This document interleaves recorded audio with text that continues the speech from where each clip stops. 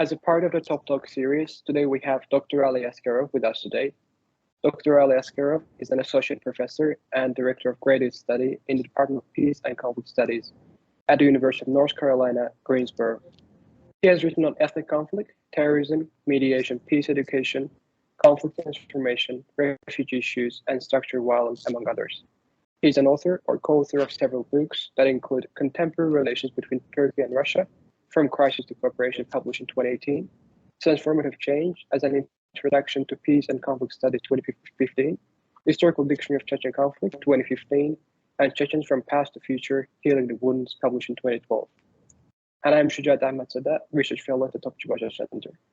And today we're going to have a talk with Dr. Askerov on the future of Armenia-Azerbaijan relations. Thank you for joining us today, Dr. Askerov. Thank you for your time. Thanks for your invitation. Thank you. And let's start with the first question. As you may know, since the end of the Second Karabakh War, relations between Armenia and Azerbaijan have been very dynamic, both in a positive sense and both in a negative sense. And the military confrontations on the border have intensified, with the most severe being in September 2022. But as for the positive aspects, both states, first time ever, have declared that they are willing to sign a peace agreement before the end of the year. At such a difficult moment, how would you evaluate the current of state affairs between Republic of Armenia and the Republic of Azerbaijan? Yeah, thank you for the question. Yeah, as you know, the Armenian-Azerbaijan conflict is protracted. It has been a great problem for the countries in the region, especially for Armenia and Azerbaijan. And the solution must be found to it. And there was 44-day war just a couple of years ago. It was devastating. The results were not really good neither for Armenia nor for Azerbaijan, and they signed a document as a result of that war. And the reality is that they have to find a solution to this problem. And Armenia and Azerbaijan were closer to peace than ever before. But they are about to miss the historic opportunity again. And the war, 44-day war, revealed many truths, as well as legends about this war. The first fact is that Azerbaijan will never tolerate losing territory. This should be understood, and it is understood pretty much by the sides, by other sides. When I say sides, of course, Armenia is the main side, but there are some others as well. And the most important myth with regard to this conflict we see today is that the army of Armenia is not invincible. They have created a myth that it's undefeatable, but it can be defeated. So in other words, military solution is not a solution to this conflict. They gotta find a political solution to it. Okay? If they want a really lasting peace, a political solution should be found. The good news is that the parties are aware of that today, but they can't find a common ground. Although they have a departing point, which is the document signed on November 10, 2020 by Aliyev, Pashinyan, and Putin. The main problem about this document is that there is the third country that signed that document, that's Russia. That's a big problem. The biggest part of this problem, as a matter of fact. This document has a lot of gray areas, and therefore all-inclusive peace treaty is a necessity today. For what? For lasting peace, of course. But Armenia is hesitating today due to some domestic and external factors. There is a domestic pressure on the government of Armenia, and it's well known, easily observable from outside. But also there are some external factors that prevent Armenia from signing a lasting peace treaty, good peace treaty. The main internal factors are associated with the opposition, as I mentioned. And of course, Armenia has opposition both in Armenia. The government has opposition both in Armenia, but also out of Armenia, like in France or the US. And that's also an important factor. And the main external factors in terms of state actors are associated with Russia and Iran, and to some extent France, I would say. But Russia and Iran especially are countries that have their own interests in the region, and they do not want a certain type of peace treaty that would probably be a problem for their national interests. For example, Iran does not want to have a stronger Azerbaijan in its north. It's afraid of potential support of Azerbaijan for Iran's opposition, especially for those who are ethnic Azerbaijanis in Iran. As a matter of fact, some estimates present the fact that they are in majority in Iran, and that's a huge force for Iran's security, maybe national integrity, national unity, territorial integrity for tomorrow. In any way, Iran perceives Azerbaijan, independent Azerbaijan, as the biggest threat. So that's why Iran is interested in keeping this conflict unresolved between Armenia and Azerbaijan. Russia is another external state actor that really wants to have ambiguities in the region, just wants to keep the status quo of today lasting in the region, because the longer the status quo as of today lasts in the region, the longer Russia will be present in the region. Once Russia is present in the region, Russia gonna dominate regional politics the way it wants. And these are the problems that Azerbaijan and Armenia should overcome. They really should be able to eliminate all external actors from the states and really find a common ground to sign a peace agreement, which is necessary and good for Azerbaijan and Armenia and for everybody in the region.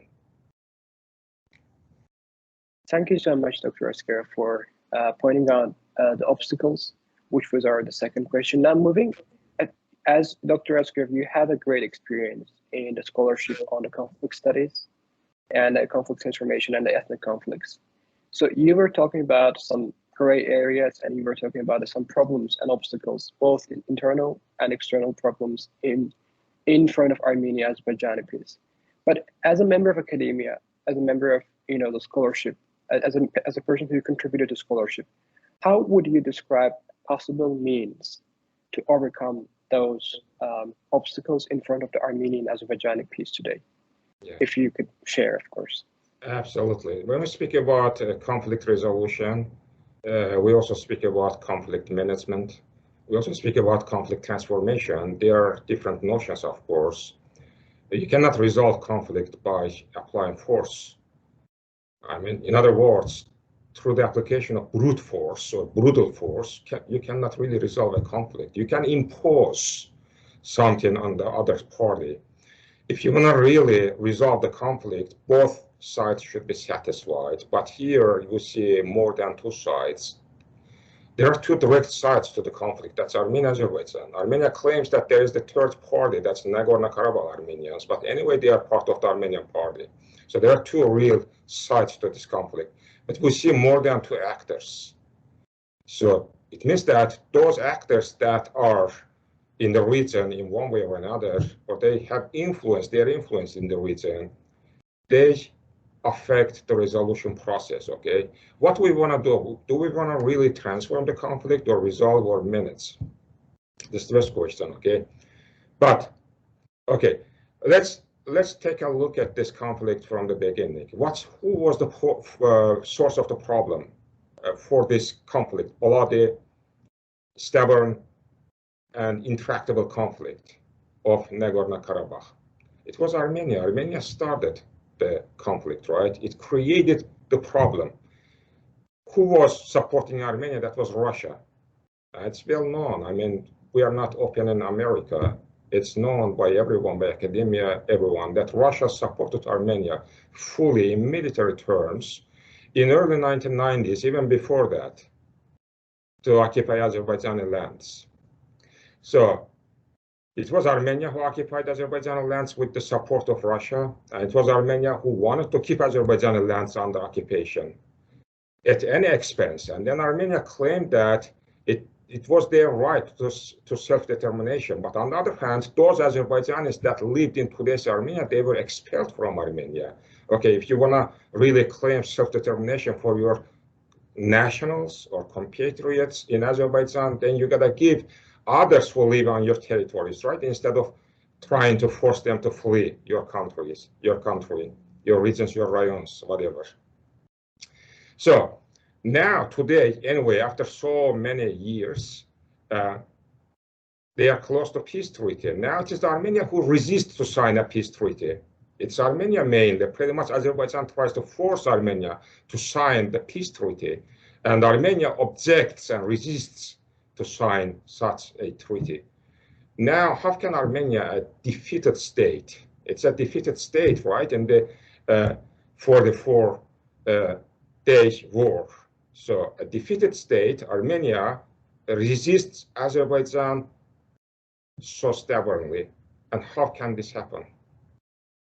So it does because it enjoys external support.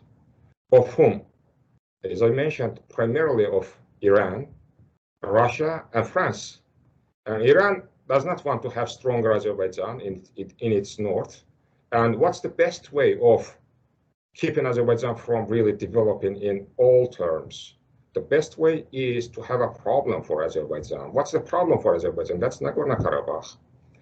Then why should it be resolved? It shouldn't be resolved. And Iran encourages Armenia not to sign any peace treaty with Azerbaijan, and promises to give Armenia military support, weapons, and drones, and whatever Iran can support. And you know, they have good relations, and there's a new consulate in one of the Armenia's city, Kafan. Once in Kafan, Azerbaijan is very majority. You can find a single Azerbaijan in Kafan today, right? That's another point. But you see, there are forces, actors, strong actors that are state actors or non-state actors, but in any case, they are political actors, both inside and outside of Armenia, that try to convince Armenia not to sign, or delay at least, a peace treaty with Azerbaijan. Is this dangerous? It is dangerous. Why? Because if no real strong, fair peace treaty between Azerbaijan and Armenia, then there is always an opportunity to restart hostilities. A war. What does war mean? War means blood, right? It should be prevented. So that's why Armenia and Azerbaijan, as I said, they should understand that they are the main actors, and they should be able to eliminate external actors, especially. Internal actors should be involved because they represent population, people. Their voices should be heard, I understand, but external ones should not interfere into the conflict resolution, I would say transformation process between Armenia and Azerbaijan. Thank you for pointing out especially the role of two illiberal actors, namely Russia and Iran, and their kind of, as you said, negative role in the peace process as an obstacle. But what about turning to the other external actors that especially just recently became so involved in this peace process between Armenia and Azerbaijan, as you might referring to EU and United States to some extent, as they are intensify their diplomatic, what they call shuttle diplomacy, to find a deal between Armenia and Azerbaijan. And besides, we also have a Turkey there, even though it is not a mediator between Armenia and Azerbaijan, it is still as a part of the conflict settlement processes since the very beginning, and it has become so active in the post-war period. So could you also a bit touch also on the role of those other external actors like the EU, United States, and Turkey, besides of Russia and Iran, of course? Yeah, absolutely. Yeah, as you know, there was a Minsk group, still there is, but ineffective. Minsk group of the OSCE that was created to mediate, to help with mediation, I mean, with this process between Armenia and Azerbaijan. And it was ineffective, as a matter of fact, did not do anything. There were tens of meetings between the president of Armenia and Azerbaijan over these 3 decades, and numerous meetings between the heads of foreign affairs of these 2 countries, etc., but no result. Why? Because they try to manage conflict, right? What can we say about managing conflict? You just try to keep the status quo as is. You just want to prevent any kind of military hostilities, etc. but you don't really resolve the conflict. And it is, as a matter of fact, the resolution of the conflict should be done exclusively between Armenia and Azerbaijan, okay, between these countries, between these two states. Others can be involved in the process of mediation, but what should the mediator do? The mediator should be really neutral, okay? Stay in between of the sides to the conflict and should not be any closer to one of them. Was Russia, for example, neutral? Of course not. Russia was the supporter of Armenia. Russia gave military support to Armenia to occupy Azerbaijan lands. And then Russia had two military bases in Armenia. How can Russia be neutral there? And then Russia and Armenia were two members of the same regional organization. And then you see, there was something wrong with that, right? With that mediation. So in other words, the other countries on paper tried to help, tried to contribute to the resolution of this conflict, but it has been proven that they have been ineffective. So how can they be effective today if they were ineffective during the past 30 years? This is the first question. Now, we say France is adopting some resolutions or whatever in Senate, France Senate, in favor of Armenia, etc. This should be avoided. Armenia should understand that this is not going to help them. This is going to exacerbate the situation, make it more complex. What kind of treaty we need? We need a real peace treaty so that Armenia and Azerbaijan started to normalize their relations, started their trade, and later started diplomatic relations, etc. So in other words, there should be an integration in the region. And Armenia and Azerbaijan are neighboring countries, and they gotta really start cooperating in any sense. In terms of Turkey and Armenia, they have historical hostilities, right? It's time to resolve it as well. They gotta really start reconciliation, etc. They gotta speak. And sometimes we see there are some meetings, right? As if they want to start a good dialogue to speak about their differences.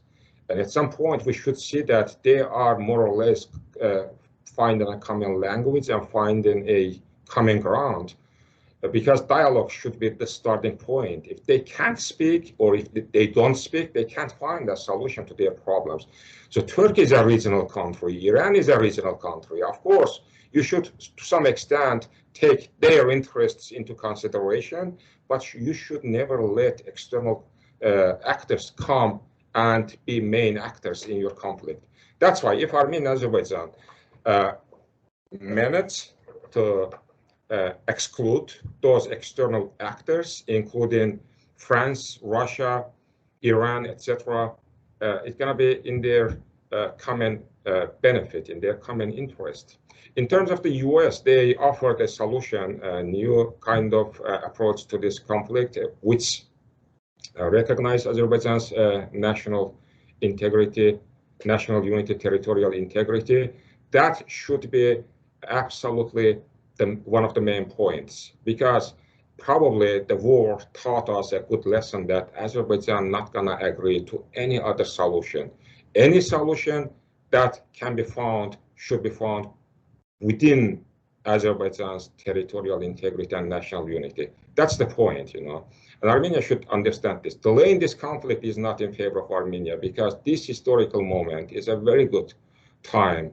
And Armenia and Azerbaijan are really close to peace, but they should know how to eliminate the problems that are main impediments in front of this peace treaty, peace process. Thank you so much. And you just mentioned the lessons that war taught us, I mean, Azerbaijanis, and today we're speaking from mainly Azerbaijani perspective because we are in Azerbaijan and you're also representing to some extent Azerbaijani perspective to a certain extent. And now I want to turn kind of more of Azerbaijani side. And as you know, 2020 war kind of changed positions.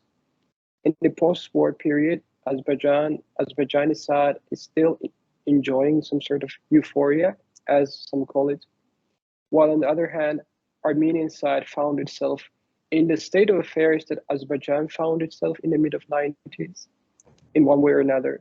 So as a conflict, as a scholar in the conflict studies, what would you recommend, particularly to the Azerbaijani side, to avoid the mistakes that have been made by the Armenian side in the pre-2020 period? Yes, absolutely. Just before that, excuse me, I gotta mention that when we speak about conflict transformation, for example, yeah, we are speaking about Azerbaijan's position mostly and interests. But when you speak about conflict transformation, you really speak about the other party as well. And you try to find a creative common ground, which would be really acceptable by both sides. That's important in conflict transformation. For example, a regional integration, a lasting peace, for example, economic prosperity, etc. All these are good for everyone in the region. And the parties should start dialogue at different levels, not only at top level, but also, I would say, mid-tier level or grassroots level, gradually. We have a good past experience of good relations between Armenians and Azerbaijanis right in the past. Anyway, I apologize. So there's euphoria, of course. Armenia had euphoria, and Armenia created a myth some time ago that their army was not defeatable, right? That Azerbaijan would never be able to crash Armenian fortifications, etc. But you see, it was myth, right? After all, Azerbaijan managed to free some parts of its lands through military means, and others just without fighting. So euphoria is not a good thing, and international politics, as a matter of fact, does not like euphoria. In general, I would say there should not be any room for euphoria in politics. No bragging, no euphoria, no nothing in politics, okay? Realistic and constructive policies should always be dominant factors in political life of any country and of our country, as a matter of fact.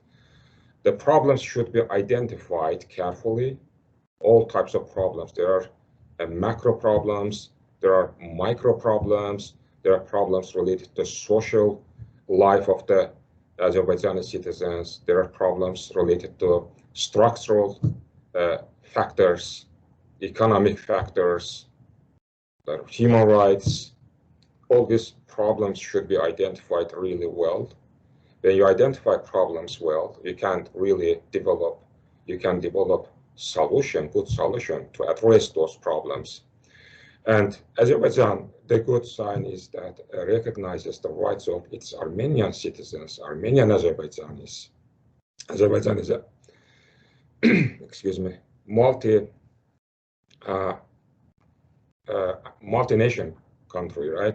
There are different nations and nationalities living in Azerbaijan, and Azerbaijan is a tolerant country, and society is tolerant, and all people have equal rights in Azerbaijan, and you gotta realistically approach the problems of people and resolve them. Should be ready realistically to threat coming from external actors like Iran.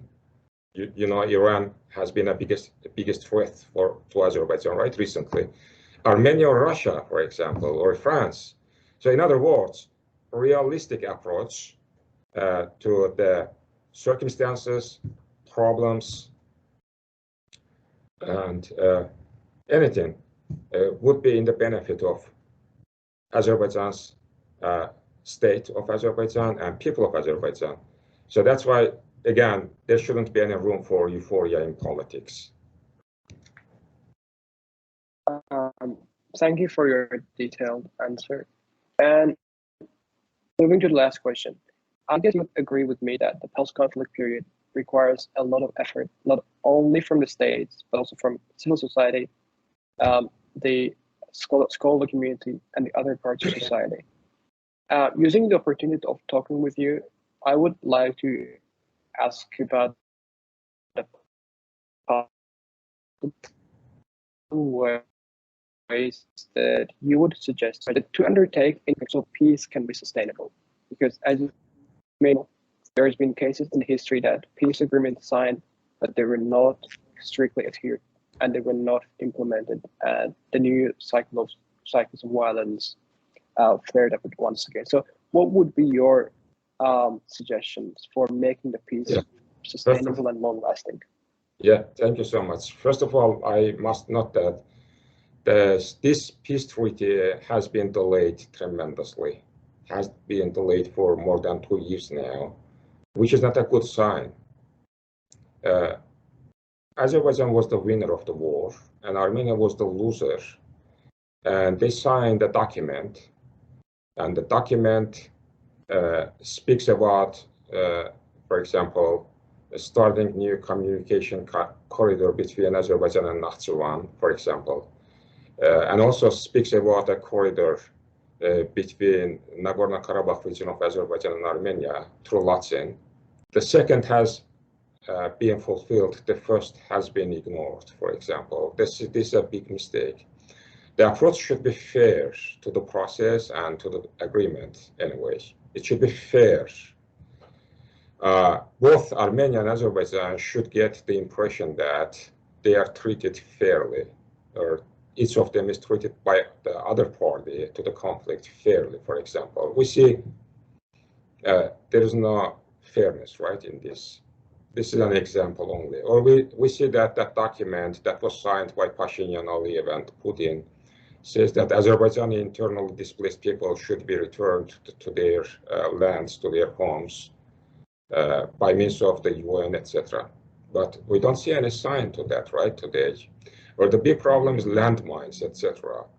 Some of them are artificial problems, of course. Others are realistic, objective factors that delay the peace treaty. But delaying the peace treaty too long is not a good idea. Why? The parties, their status, their power, economic might, military might, etc., they change. And international politics is dynamic. It's not static. It does not wait there for you to come there and to do it, to continue your job tomorrow. So that's why once you start something, you gotta really find a good solution to the problem. So we are late, but it's not too late. Still, we should do it. We shouldn't start another war. You know, a war means blood, death, human casualties, economic loss, new problems, new tragedies, new tears. War is not good. Another war should be prevented. And Armenia should understand this one. Azerbaijan wants its lands back. Azerbaijan wants to restore its national unity, territorial integrity. Any solution that you want to find should be found within the framework of national unity and territorial integrity of Azerbaijan. This is one. So we need a good agreement that binds the sides, okay? They should be bound by the agreement. And they understand once they, excuse me, put their signature there, and then once the treaty is ratified by their parliaments, that should be binding, right? And it's not an easy process, I understand. But waiting too long is not good. Okay, the sides, that's Armenia and Azerbaijan, and not anybody else, should be satisfied with the new treaty. Okay, both sides should be satisfied. Not Iran, not Russia, not France, not whoever. The war is between Armenia and Azerbaijan, and they should find a common ground.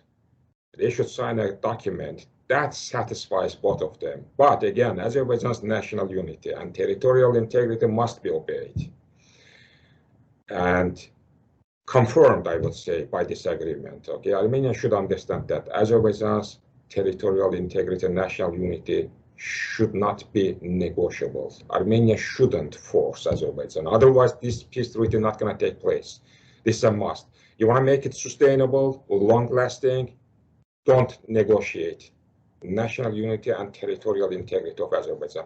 Now, Armenia has some questions. Hey, how about the Armenian Azerbaijanis? Yes, there are Armenian Azerbaijanis on the territory of Azerbaijan, and there are other minorities, Talysh, Lezgians, Tats, and English, and many others, they have the same rights in front of the Azerbaijan's constitution.